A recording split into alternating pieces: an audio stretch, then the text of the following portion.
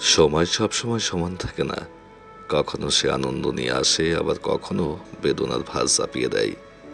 জীবনের প্রতিটি অধ্যায় সময়ের রঙে রঙিন হয়ে ওঠে, আর সেই রং সবসময় একই রকম হয় না। সুখ দুঃখ, আলো অন্ধকার সবই সময়ের খেলা। অসময় হলো সেই অধ্যায় যখন মনে হয় সব কিছু থেমে গেছে, পথ হারিয়ে গেছে। মানুষ তখন অসহায় বোধ করে, একাকিত্বে ডুবে যায়। কিন্তু এই অসময়ও আমাদের শিখিয়ে দিয়ে যায় ধৈর্য আর সহনশীলতার পাঠ। যত কঠিনই হোক অসময়ের দিন, তারপরেই আসে নতুন ভোর। যেমন দীর্ঘ অন্ধকার শেষে সূর্য ওঠে, তেমনি অসময়ের পরে সময় নতুন সম্ভাবনার দুয়ার খুলে দেয়।